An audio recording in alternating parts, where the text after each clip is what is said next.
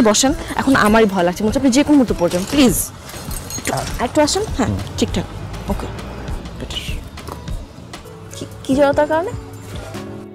গতি জড়তা। আমি ভুলে গিয়েছিলাম, মিঠুন ভাই আমাকে বলেছে যে আপনি নাকি অনেক ব্রিলিয়েন্ট ছিলেন, গোল্ডেন জিপিএ 5 সবসময় আপনার জন্য রিজার্ভ থাকতো।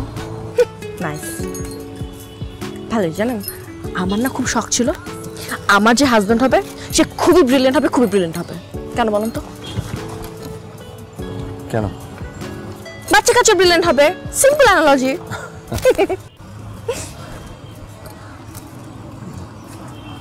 আপনার রিক্সায় চড়তে খুব একটা ভালো লাগে না, তাই না?